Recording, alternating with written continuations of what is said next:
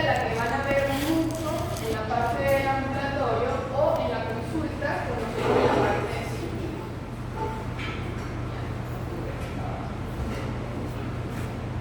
Okay. No son más que lesiones en la propia glándula que radiológicamente, es decir, al eco, a la tomografía, se ve heterogénea o diferente al tejido circundante.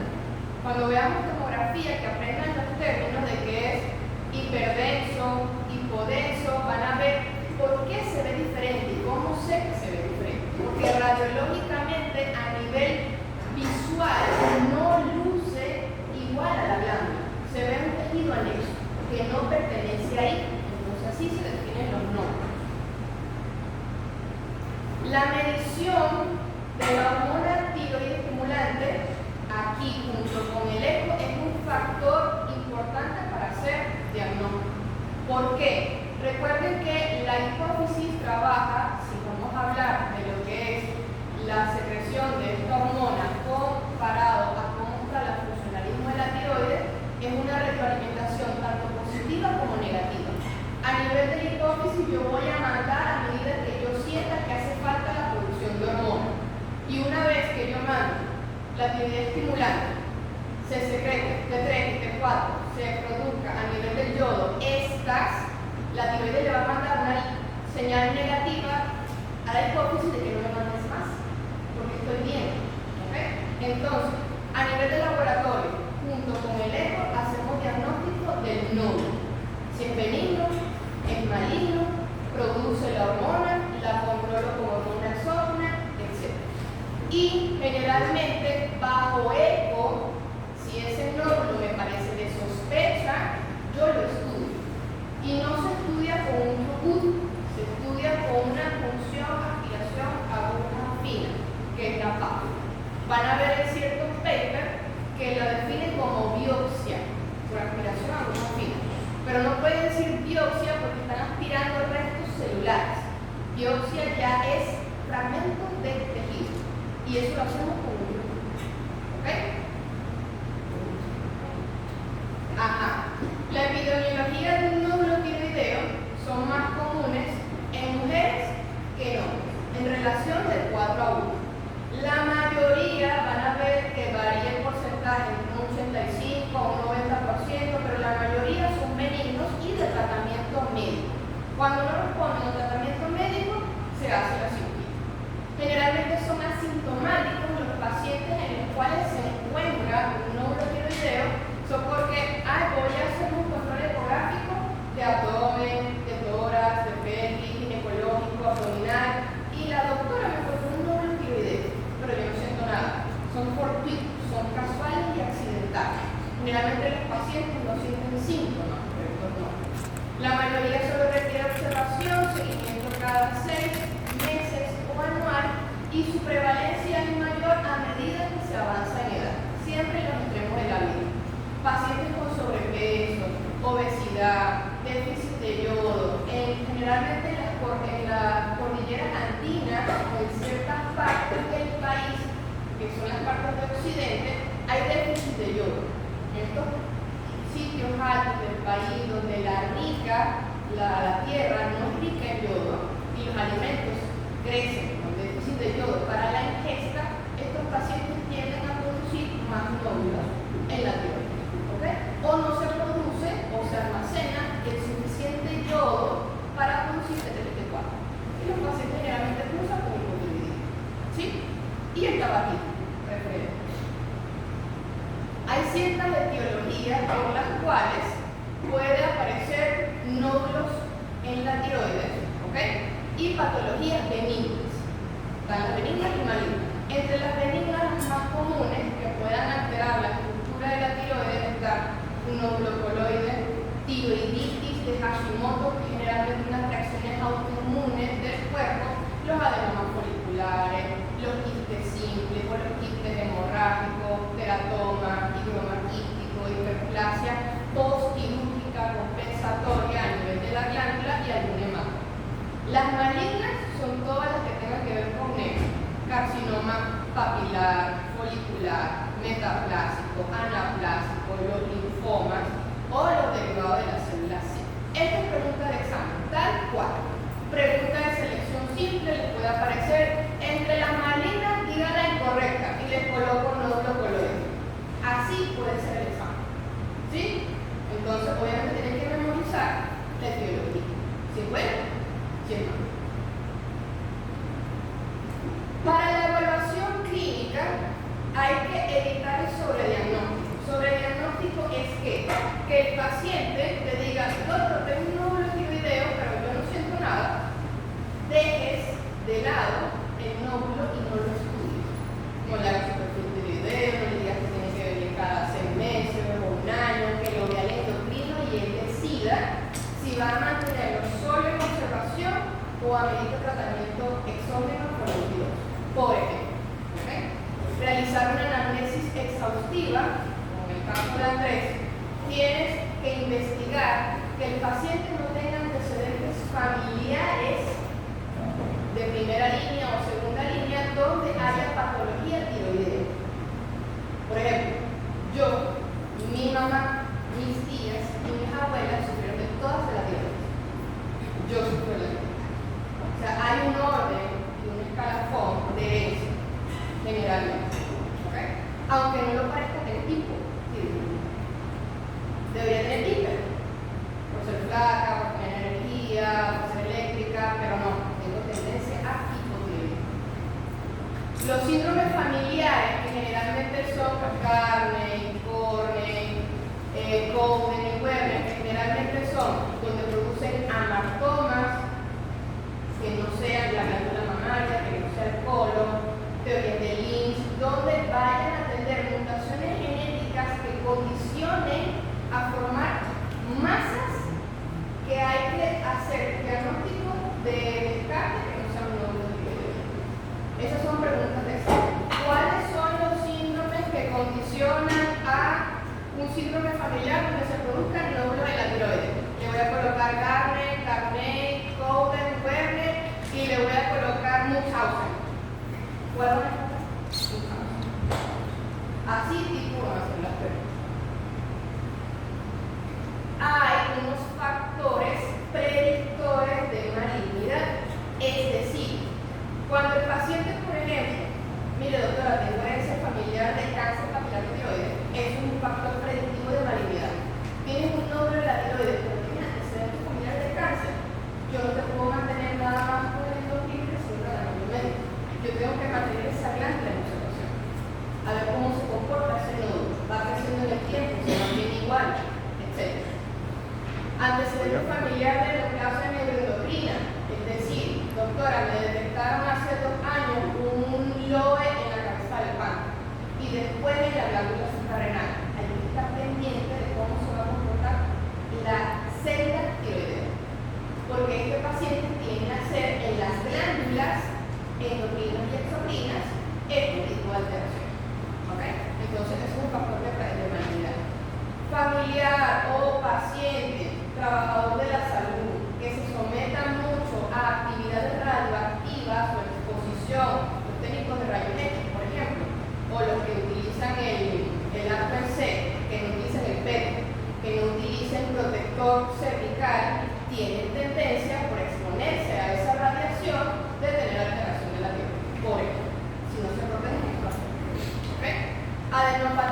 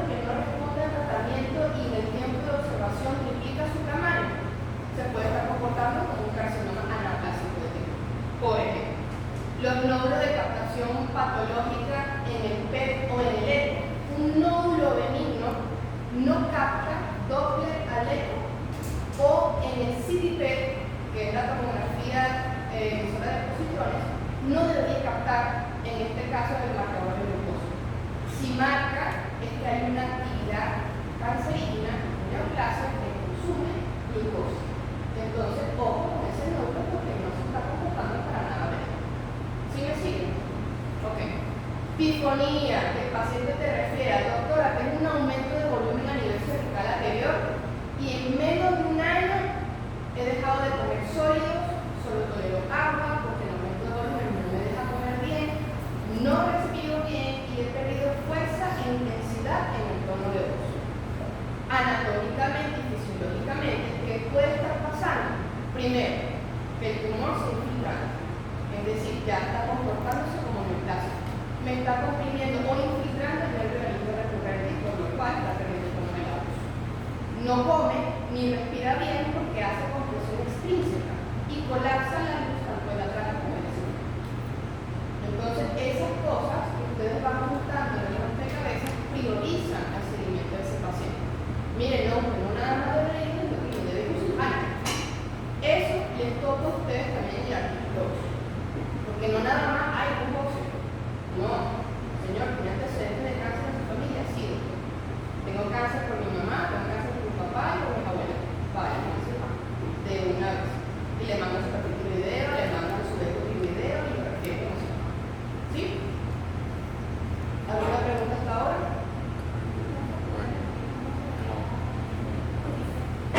En el sitio B, cuando hay una actividad tumoral, el captador de glucosa siempre se va a focalizar donde tú crees que haya la neoplasia. Es decir, tú le das el marcador de glucosa ingerido al paciente y capta en tiroides. Tú le habías hecho un ecocardiograma del paciente y hay un nódulo. Van a descartar con el sitio B, que no sea cancerígeno. Se capta, no debería captar si es benigno. Si capta glucosa, hay una actividad tumoral que está consumiendo glucosa. Recuerden que el tumor se alimenta de glucosa. Y como este marcador tiene glucosas, él lo va a captar y va a intensificar el color a naranja en el sitio. Generalmente se ve como verde, azulito, pero cuando es naranja, rojo, está captando y hay actividad tumoral ahí. ¿Ok? Ajá. Examen físico. Tiene que ver, determinar el tamaño de la glándula. Y primero que nada, si ustedes saben que una tiroides normal no se ve ni se palpa, mucho menos, muy difícilmente van a palpar la tiroides. Saben que si están haciendo un examen neurotiroideo lo deben recibir palpas. Si se palpa, ¿cómo está? Está aumentado a expensas de que el lóbulo tiroideo derecho, el izquierdo, en el istmo, ¿ok? Si palpan alguna masa en un punto determinado, ¿dónde? Mira, palpa un nódulo en el lóbulo derecho en la porción superior, o en la porción inferior, o en la porción lateral. Si es dolorosa o no, cómo es la consistencia de esa glándula o de ese nódulo que están tocando. Es duro, pétreo, remitente, duele, no duele. Y si hay adenopatías. Las adenopatías inflamatorias son las que duelen. Las oncológicas no les va a doler. Si están fijas, si están móviles, si están duras, blandas, etc. O buscar algún signo, si un aumento global de la glándula, si tiene exostaco, que sería más bien hipertiroidismo, o endostático, que sería más bien alita. ¿Ok? O si un paciente que por lo menos la clínica morfológica del paciente, que son gorditos, tienen tendencia al estreñimiento, sufren de astenia, más bien duermen mucho, esos son tendencias a hipotiroidismo. Lo contrario de esto, el hígado. Eso todo tiene que determinarlo el examen físico. ¿Ok? El estereotipo del paciente.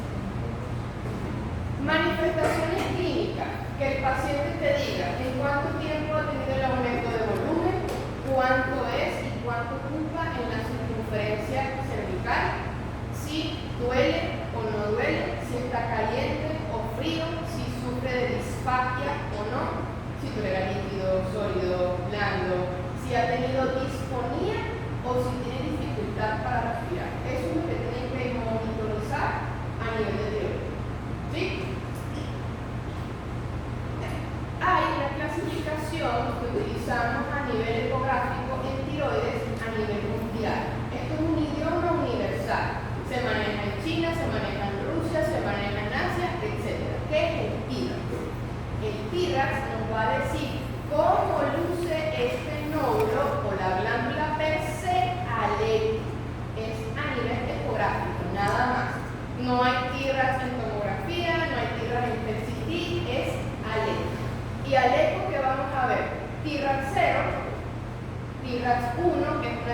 normal, no hay una presencia de malignidad, toda la glándula luce homogénea, no me llama nada la atención, etc.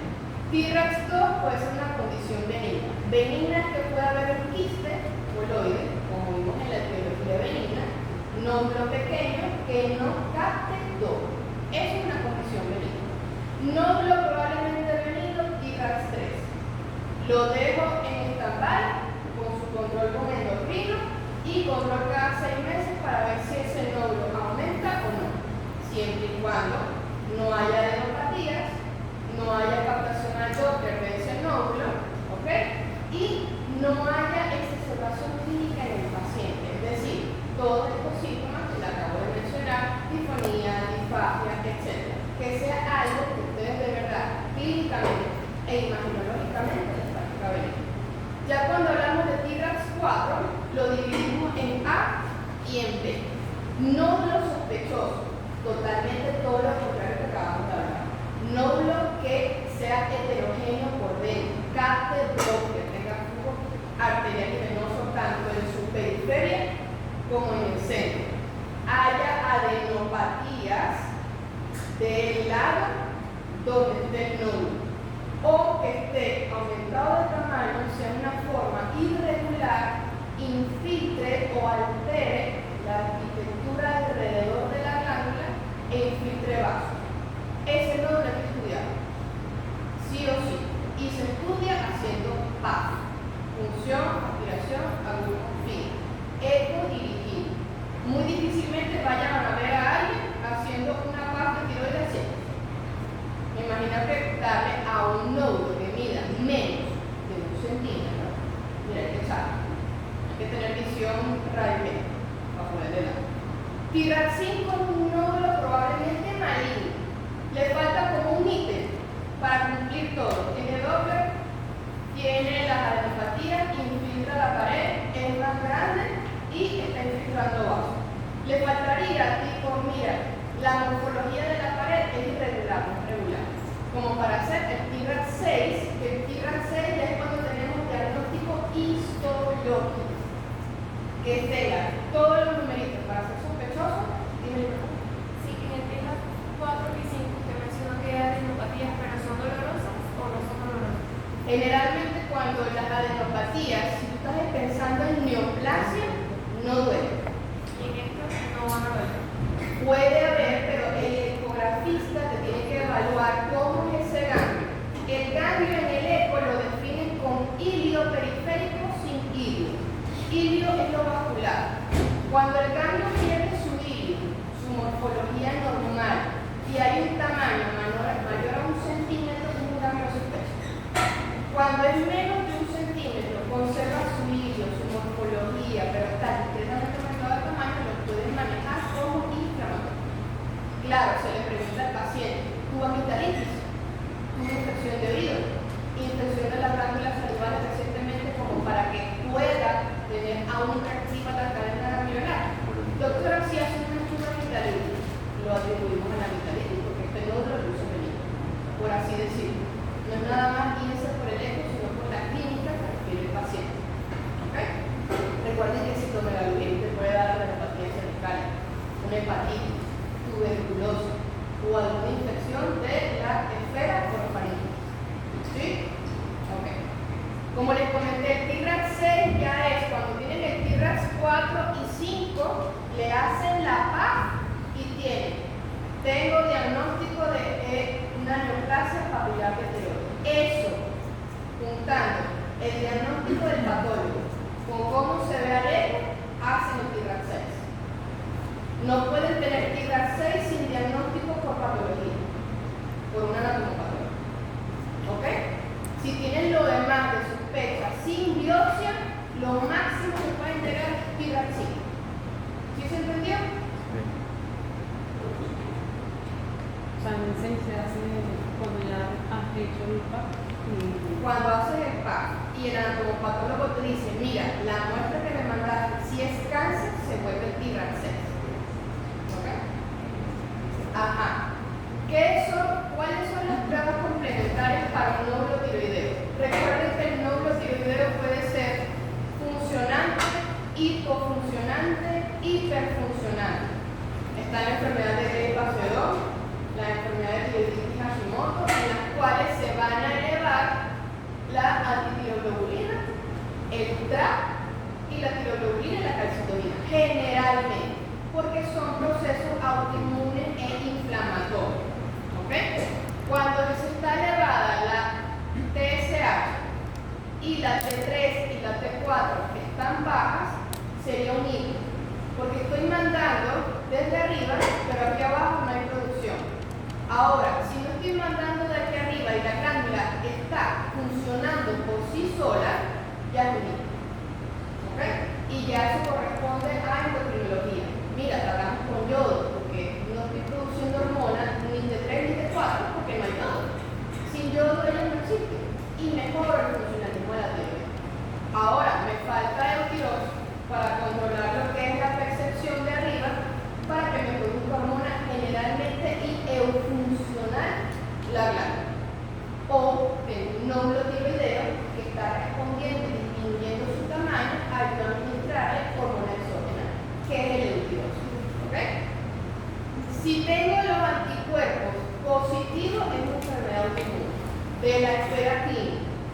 Si tengo la TSH, T3, T4 elevada, defino el hipotiroidismo o el hipertiroidismo. Me respondió al tratamiento en un plazo de un año, lo observo, quedas tomando el tirox de por vida y te vamos a observar. A pesar de que en un año yo te administré la hormona exógena y no respondió ese nódulo con mi impresión, hay que hacer la cirugía. Ni modo. 6 de 1. ¿Ok? Ajá. No es nada más que al eco ustedes hagan la función y digan, mira, esto es un T-RAX 4 y 5 y por eso yo hice la PAF. Y una vez que recibo la PAF, ¿cómo sé que tengo que hacer? La PAF, Bethesda hizo muchas clasificaciones a nivel de anatomía patológica para hacer un idioma universal, igual que T-RAX. Un anatomopatólogo de Rusia se entiende con el de aquí al utilizar esta categoría de Bethesda. ¿Cuál? Cuando ustedes hacen una PAF de un nódulo que les reportó al eco, mira, es un T-RAX 3, hice la PAF y me salió categoría 1, es que la muestra que yo envié no fue suficiente para hacer diagnóstico. Eso es lo que te va a reportar el anatomopatólogo. Doctor, la PAF que usted me hizo la clasifiqué como 1, porque es insuficiente. No te puedo decir si es bueno o si es malo. Repita. Tú decides si la repites o si te parece benigno lo observas. Generalmente se tiene que repetir porque no tienes un diagnóstico, no te puedes quedar así. El anatomopatólogo recibe la PAF nuevamente de un nódulo que le impresionó un T-RAX 4, le dice benigno. Ok, recuerden que el eco es operador dependiente. Entonces lo que te impresionó ver a ti que era maligno, yo envié la muestra, el anatomopatólogo me dice que es benigno totalmente. Yo observo a ese paciente de 6 meses a un año. ¿Ok? Si aparece una categoría 3, yo tomé la PAF, el anatomopatólogo me dice, hay una atipia, es decir, hay una célula que no pertenece ahí, puede ser cáncer, porque es atipia, no es típica de la tiroides. Pero me dice que el significado es indeterminado, tiene un cáncer pero no sé cuál es. No sé si es papilar, no sé si es folicular, anaplásico, metaplásico, etc. O es una lesión folicular, ¿ok? Puede ser un adenoma folicular benigno o una neoplasia folicular de tiroides que ya es maligno. Pero no es suficiente para que el anatomopatólogo me haga diagnóstico. Igual que la 1 se repite.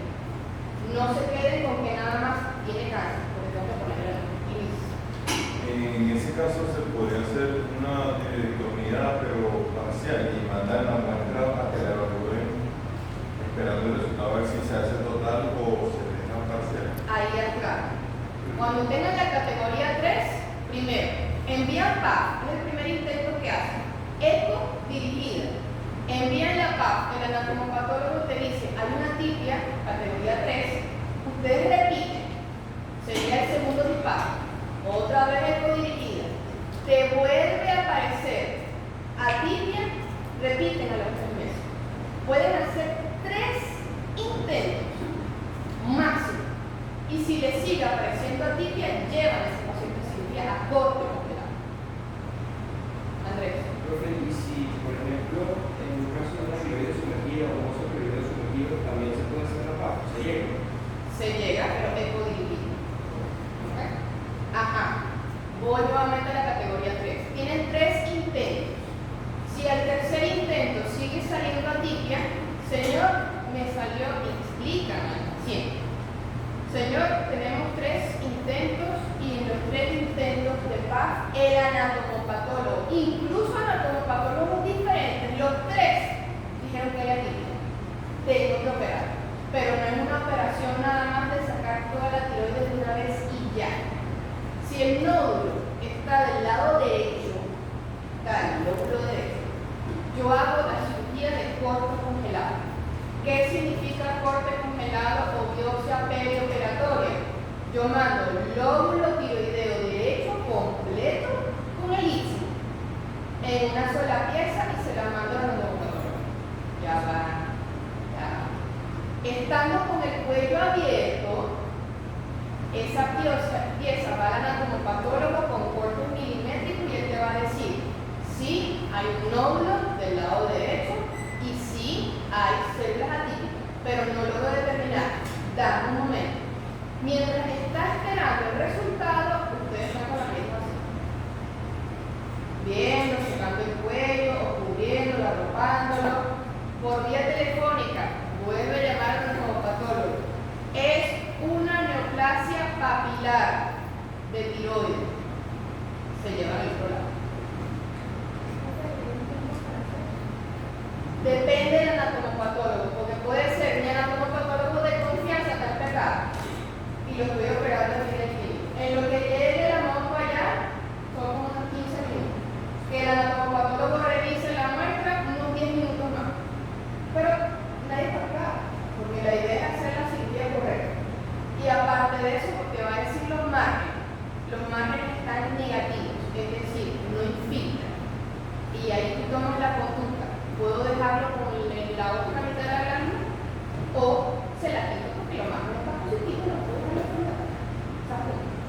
Cuando se hace una tiroidectomía, las paratiroides se conservan, se ponen en el brazo o se ahí quitan vamos a otra cosa.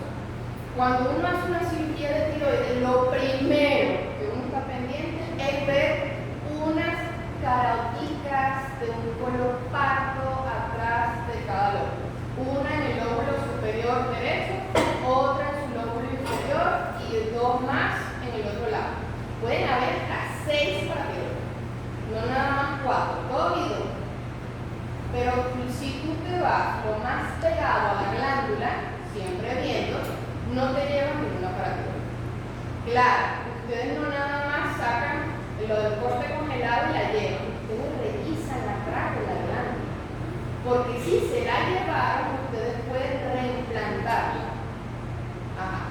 Y en ese caso también sería un estudio anatomológico de la paratiroide. ¿Habría posibilidades que esa neoplasia también haya afectado a la Puede paratiroide? ser, sí. Tú la ves visualmente, macroscópicamente, si está o no.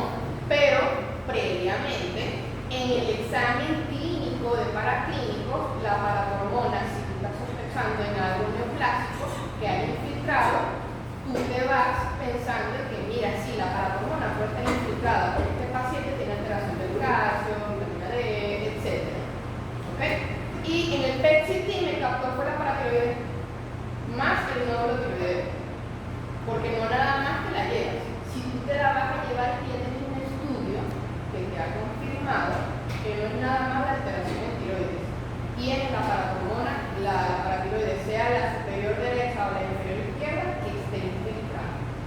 Si está sana, porque obviamente tus estudios antes de ir al quirófano estudiando la tiroides está bien, a nivel ecográfico también, a nivel PET-CT, porque tenía el PET disponible, solo me mostró la actividad de la tiroides, no tengo por qué llevarme la paratiroide. Si me la llevé, no la vi, estaba súper pegada al lóbulo derecho, la retiro con suavidad de la pieza y la implanto en el esternocleidomastoideo. ¿Dónde hay otro sitio donde se puede implantar? En el brazo. ¿Ok? todavía no es listo físicamente que la implante a nivel del resto del abdomen, pero sí la teoría te dice. Siempre y cuando lo implantes en un sitio que esté con buena vascularización y la glándula esté viable, te la reimplantas. ¿Ok? Entonces, para hacer corte congelado, pregunta de examen, se envía el lóbulo donde esté la alteración más el INSI. No pueden enviar el lóbulo solo. Se manda el lóbulo e INSI. Eso es lo que se llama biopsia mínima. ¿Cómo? Lo que llaman biopsia mínima. Biopsia mínima. O sea, muestra mínima. Muestra mínima. Y que cumpla los criterios para que el anatomopatólogo te haga el corte congelado como es. La paratiroides es la que tienes que verificar, no llevarla. ¿Ok? Ya vemos después las complicaciones si te las llevas. Profe, ¿y cómo se pregunta, Danita, pero cómo se puede reinsertar? Reinsertar, ¿O se cubre? un puntito, solo un puntito. O haces un flap de músculo, la colocas en el esternocleidomastoideo y haces como un flap, la ropas. Esa es la forma también de reimplantar. Porque siempre la tiroidectomía cursa por alteraciones en el metabolismo del calcio, sin tocar la paratiroides. O sea, siempre La tiroides no, la paratiroides sí, porque ya te refuerza la absorción o reclutamiento o expulsión del calcio a nivel intracelular, ya sea óseo, a nivel renal o a nivel intestinal. Es la paratormona. La tiroides solo tiene que ver con la liberación de T3, T4, la retroalimentación negativa a nivel de lipólisis, ¿ok? Y si está o no produciendo yodo o almacenando yodo. Y en el caso de las células folliculares. De las paramoleculares, eso es muy raro, muy raro. No se suelen ver afectadas. Generalmente no, pero a nivel del caso no. Ajá. Categoría 4, seguro. Neoplasia folicular sospechosa de neoplasia folicular. La categoría 5, sospechoso de malignidad y el anatopatólogo te da el nombre. Carcinoma papilar, carcinoma folicular, anaplasia, metaplasia o es un linfoma. Si es un linfoma ya tiene que hacer otros estudios adicionales de inmunohistoquímica para decir si es Hodgkin o no. ¿Sí? Ok. Y la categoría 6 es maligno mirar. Tienes hasta los bordes positivos que dejamos.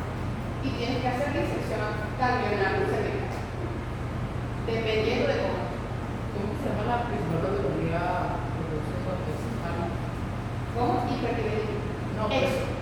Ajá. Hay un síndrome, ¿no? Graves.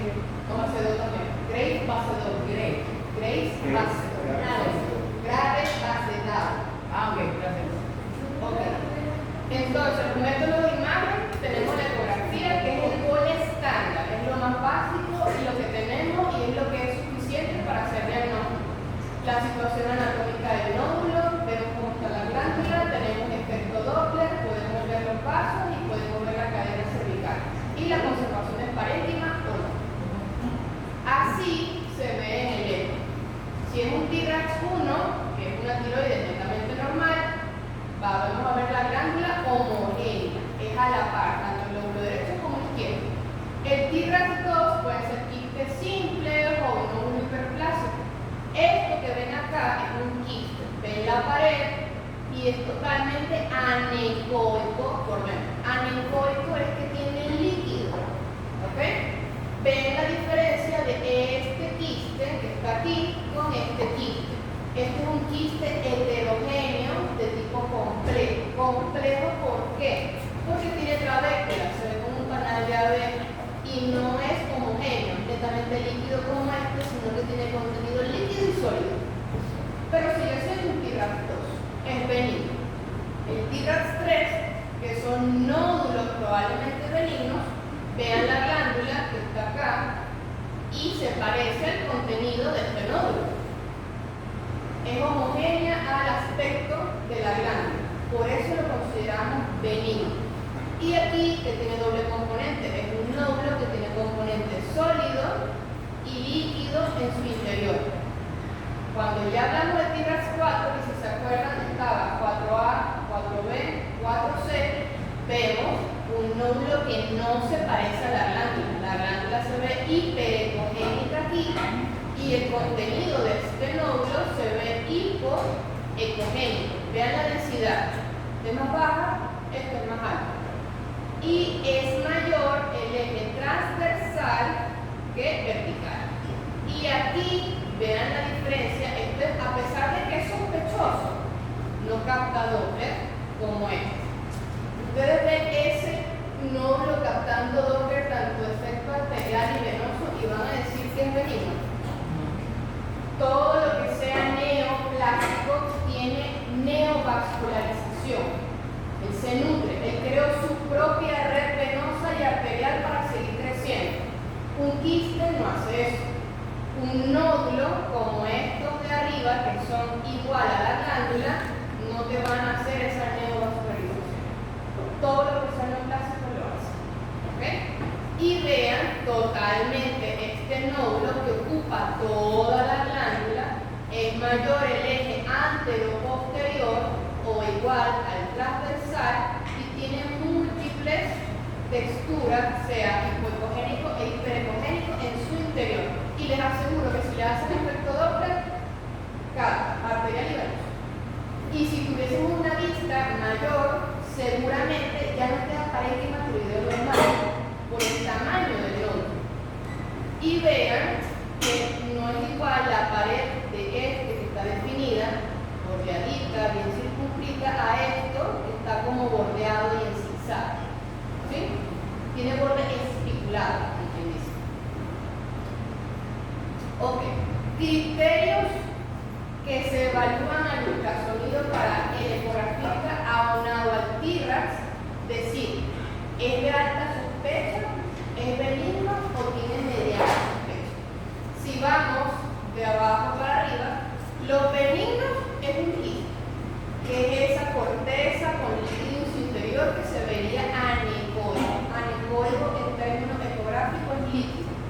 Si es de muy baja sospecha, son nódulos como esponjas, que vimos aquí. Este es un nódulo esponjiforme. Vean que es sólido, pero tiene como parcheado. Pero no tiene captación al Doppler, el diámetro transversal es menor que el antero-posterior, entonces lo clasificamos como muy baja sospecha, con apenas menos del 3% de malignidad. Si es baja sospecha, es un nódulo que puede ser sólido, hiperecoico, es decir, es más alto que la densidad normal de la glándula. ¿Sí? Más o menos así. Igual esto es caliente. Isoecoico, es decir, parecido o casi semejante a la glándula, como este. Isoecoico con la densidad de la glándula tiroides.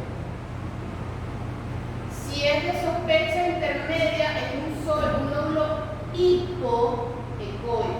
Es más baja la densidad de la glándula, es decir, no es del mismo origen. Porque cuando es de origen diferente, no creció ahí normal a como crecen las células de la tiroides. Es un tejido que no pertenece y murió dentro de la glándula e hizo el crecimiento celular. Y si es de alta sospecha, es un nódulo hipoecoico, como veníamos diciendo. Si es hiperecoico, es más alto que la densidad de la glándula, sigue siendo bueno.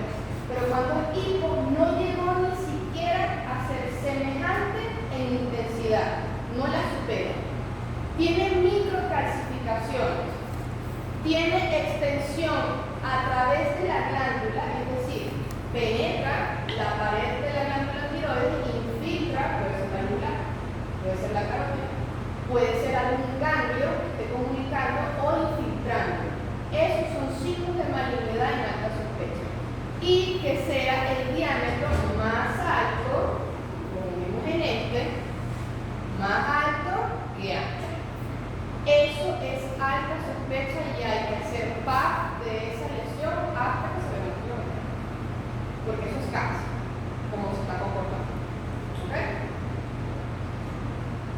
Otro método de imagen es la gammagrafía, en el cual vamos a detectar la autonomía de la glándula, es decir, cómo se está comportando a medida que nuestra hipófisis está mandando la hormona antivirginal. Está produciendo más glándulas.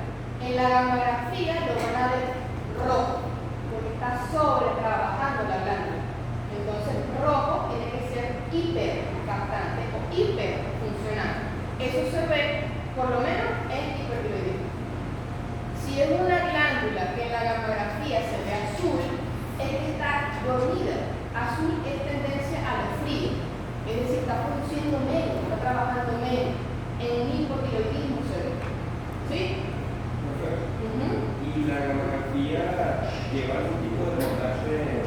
La gamografía puede llevar tecnesio, que es el tipo de contraste que se utiliza.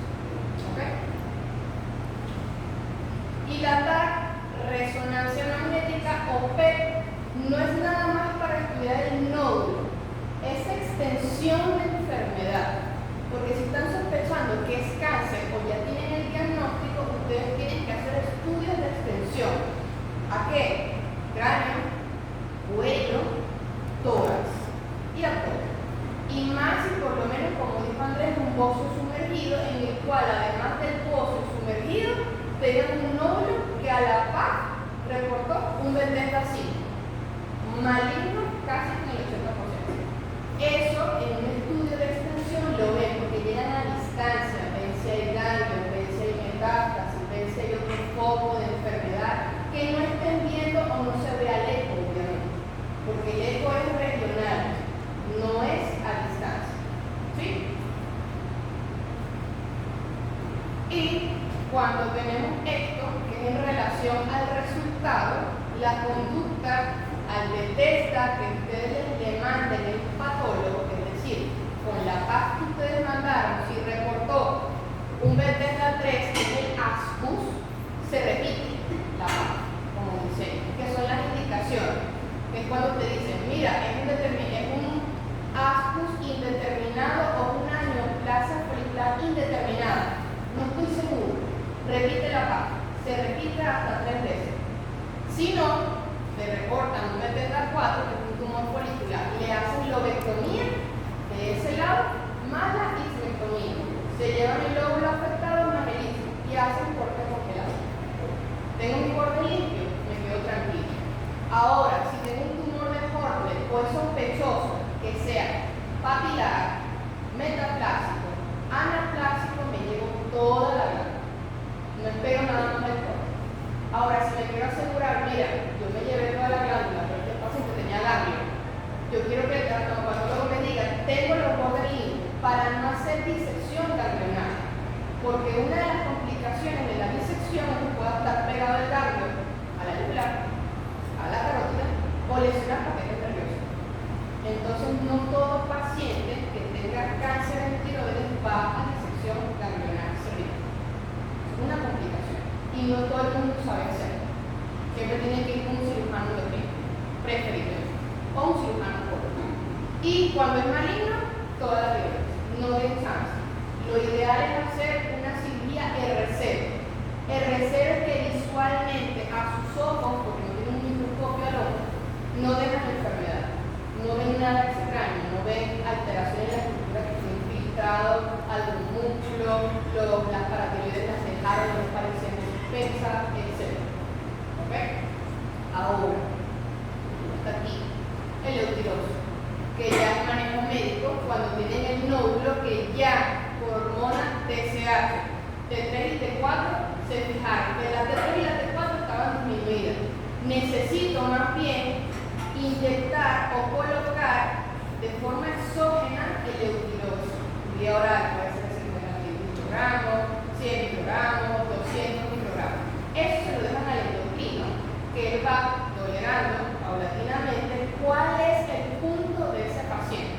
Porque supongamos, mi dosis son 100 y mis nódulos son pequeños, tanto el derecho como el izquierdo, y no tenía tanto desorden en la T3 y la T4. Con 100 dejé de tener bocio, dejé de tener taquicardia, dejé de tener palpitaciones o sudoraciones en la noche. Esa es mi dosis. Puede ser que Luis vaya al endocrino, tenga un nódulo y él responda con 150 microgramos. Que sus hormonas estimulantes se mantengan basadas con una producción óptima. Eso depende siempre del paciente. No todos respondemos con la misma dosis.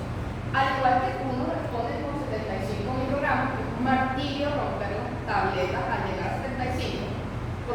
sacas y que reglas y limpias.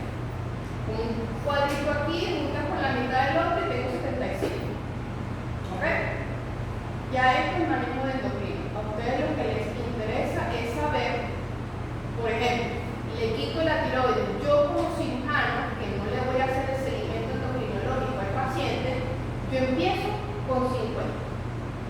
Me vas avisando cómo te comportas en la semana una vez que te quito la tiroides. Doctora, vea, tengo palpitaciones, no duermo, siento un latido en el cuello, vamos a subirlo a 100. Doctora, ya tomo una. Igual la endocrino, porque que se tiene que hacer seguimiento. Recuerden que al quitar las glándulas dejan de producir. ¿Cómo pueden seguir el funcionalismo del cuerpo? Colocándola de forma exógena. ¿Okay? ¿Qué pasa? Con la pregunta que hizo Isacún y Andrés. Me llevé la paratiroides y eso que revisé. ¿Cómo me di cuenta? El paciente tiene tetano. Está rígido, no habla, tiene risas agónicas, o las manos están engatilladas, no puede doblarlas, inflexionarlas. Tengo que medir el calcio seco, por lo menos a las 12 horas postquirúrgico. O si, mira, tengo duda, porque solo vi 3 paratiroides, voy a colocarle el gluconato de calcio, empieza a responder, se relajan los músculos, ¿okay? Empieza a hablar, no tiene dolor torácico, mejoró porque el gluconato, una vez que tengan esos síntomas en un paciente postquirúrgico que le sacan la tiroides, es dosis respuesta. Son 10.000 equivalentes de gluconato diluido en 200 cc. Pasar a dosis respuesta. Va con goteo, están ahí en la cama del paciente. ¿Cómo estás? ¿Te sientes bien? Sí. Ve las manos, hacen el ejercicio y ya puedes flexionar y puedes extender. Mantengan ese goteo precisamente.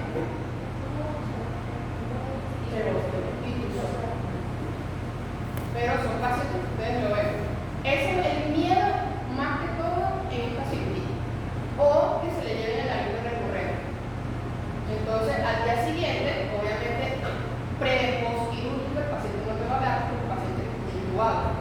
Le pasó a uno de mis compañeros, fue muy chico, pero fue por inflamación que fue su primera tiroides y al día siguiente le pasan la revista. ¿Quién te operó?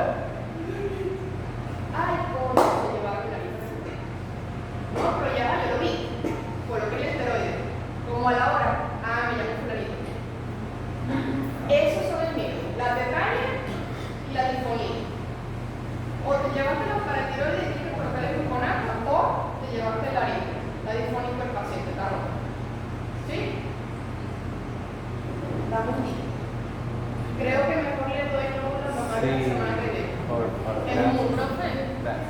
Dígame. Se lleva el aliento recurrente que hace. Mire,